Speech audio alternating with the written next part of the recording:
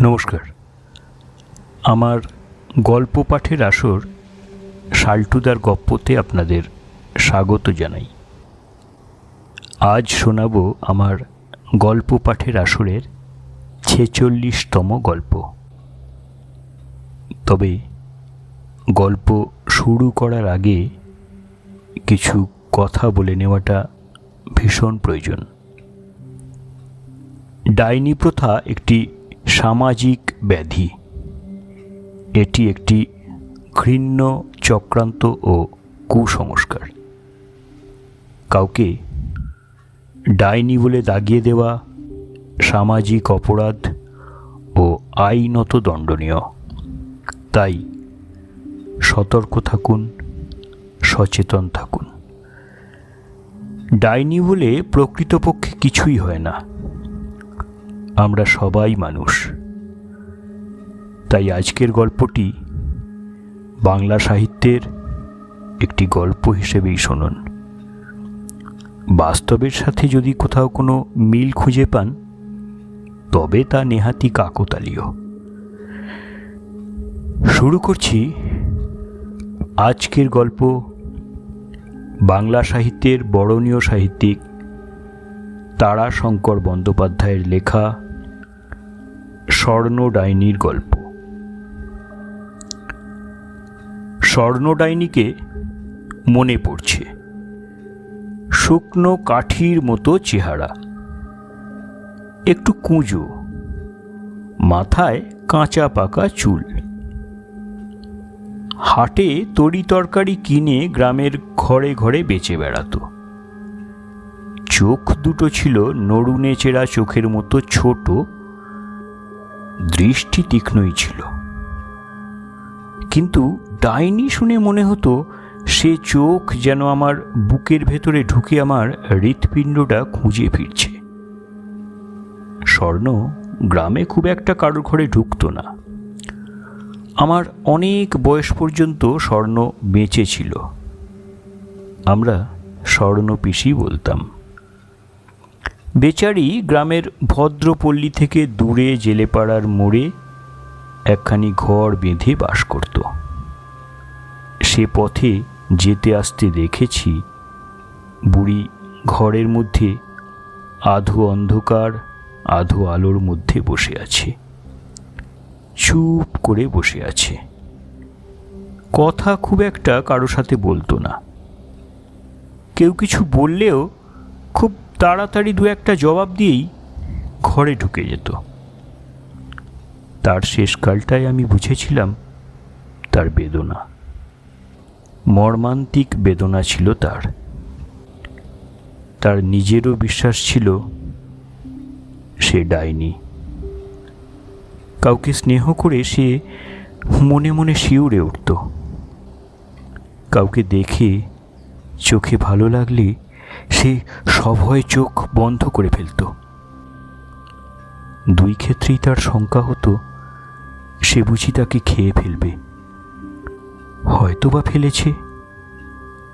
বিষাক্ত তীরের মতো তার লোভ গিয়ে ওদের দেহের মধ্যে বিঁধে গিয়েছে। সমগ্র পৃথিবীতে তার আত্মীয় ছিল না, স্বজন ছিল না, বন্ধু ছিল না। রোগে যন্ত্রণায় দুঃখে সমগ্র জীবনটাই সে একা কাটিয়ে গেছে। ডাইনি স্বর্ণ একাই ছিল না, আরও ছিল। কিন্তু স্বর্ণের মতো অপবাদ কারুর ছিল না। সে এক বিস্ময়কর ঘটনা আমার চোখের উপর ভাসছে।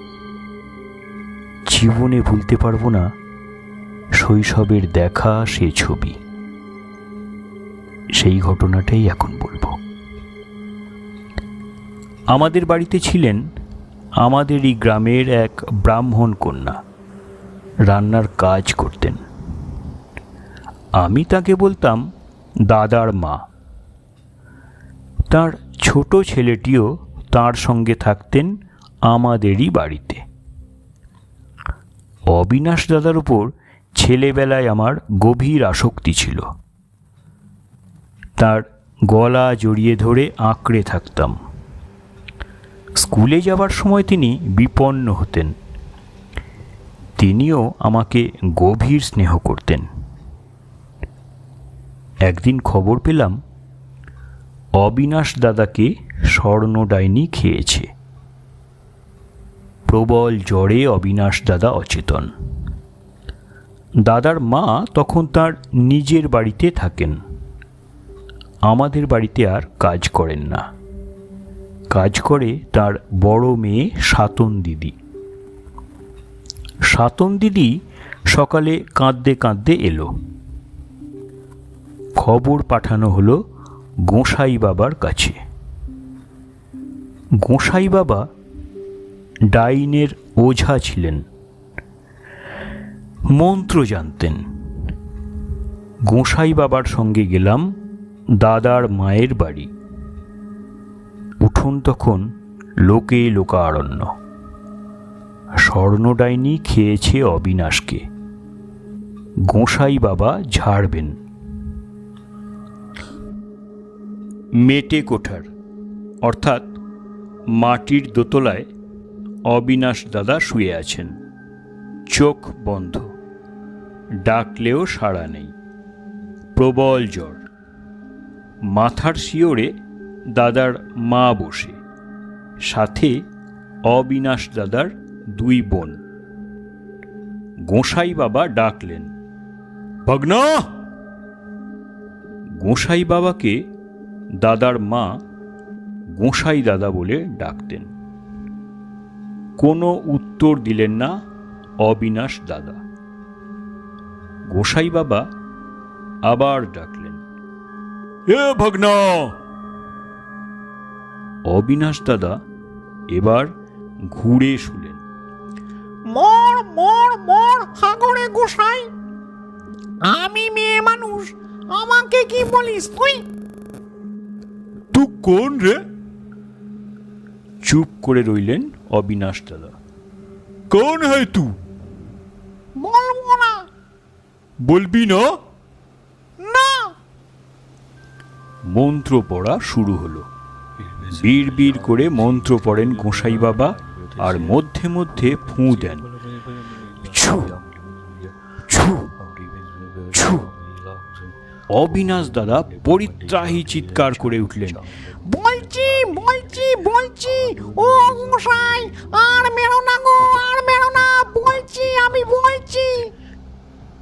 বলবি? বল বল, তুই কোন? আমি আমি স্বর্ণ গো, স্বর্ণ ডাইনি। हाँ? तू कहे इधर? हाँ?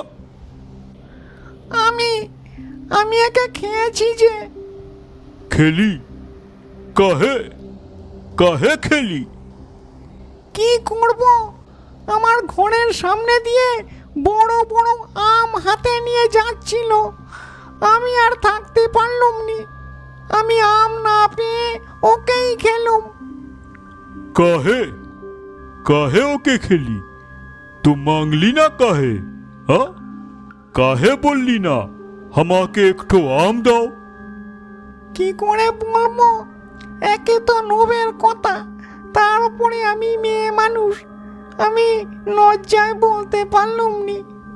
हाँ, ये बात। तब इबार तू जा, भाग। না, তোমার পায়ে পড়ি, আমাকে যেতে বলো না গোসাই। আদেশের সুরে গোসাই বাবা বললেন, হে যা, যা তু, আমি বলছি যা। না। বিদ্রোহ ঘোষণা করলে স্বর্ণ ডাইনি। না? আচ্ছা, হে দিদি, আন সরষে। সর্ষে এলো। হাতের মুঠোয় সর্ষে নিয়ে বীর বীর করে মন্ত্র পড়ে ছু শব্দে ফু দিয়ে ছিটিয়ে মারলেন অবিনাশ দাদার গায়ে। চিৎকার করে কেঁদে উঠলেন অবিনাশ দাদা।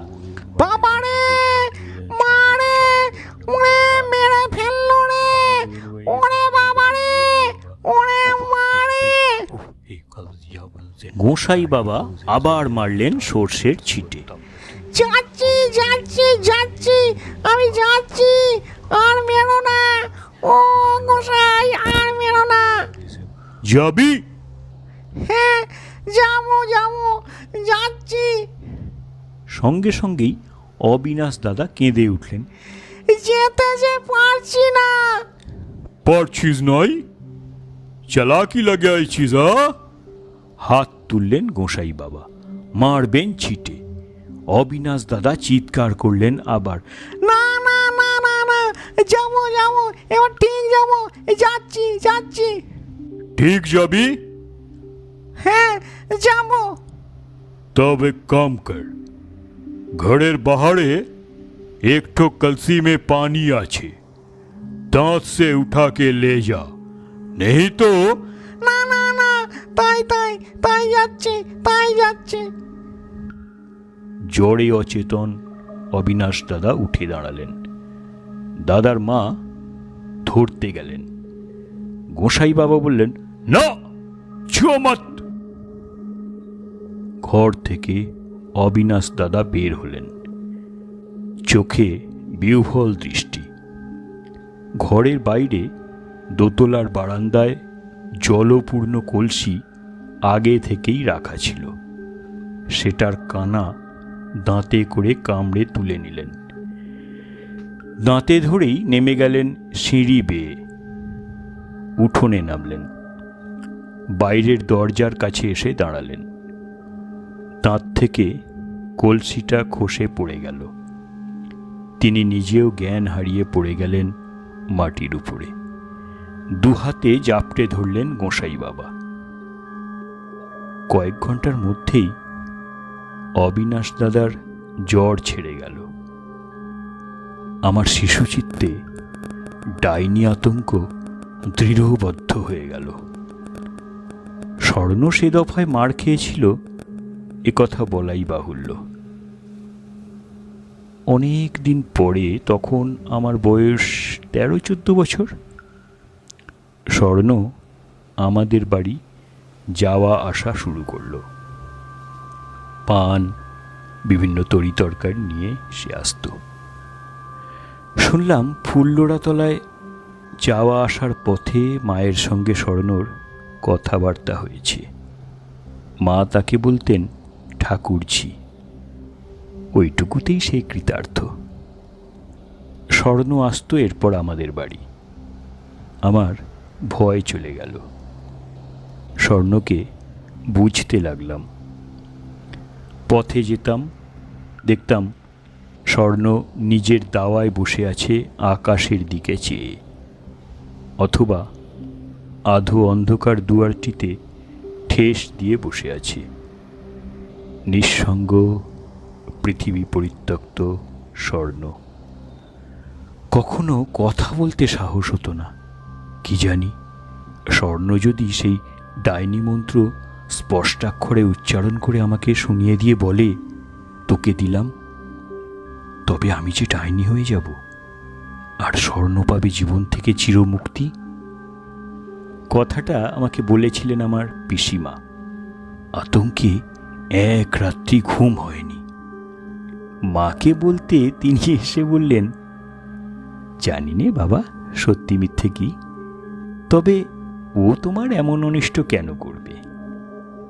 আর তাছাড়া স্বর্ণ আমাকে ভালোবাসে, তোমাদেরও ভালোবাসে। তাছাড়া কই, অবিনাশের ওই ঘটনার পর তো স্বর্ণকে দিয়ে আর কারুর কোনো অনিষ্ট হয়নি বাবা। নমস্কার, শেষ করলাম আজকের গল্প তারা শঙ্কর বন্দ্যোপাধ্যায়ের লেখা স্বর্ণ ডাইনির গল্প। কেমন লাগলো অবশ্যই জানাবেন। যদি ভালো লাগে তাহলে অবশ্যই আমার চ্যানেলটা সাবস্ক্রাইব করে আমার সাথে থাকুন, পাশে থাকুন, শুনতে থাকুন শাল্টুদার গপ্প। বাংলা সাহিত্যে আপনার প্রিয় লেখকের আপনার পছন্দের গল্পগুলো শোনাবো আমি। সবাই খুব ভালো থাকুন, সুস্থ থাকুন, আনন্দে থাকুন। নমস্কার, ধন্যবাদ।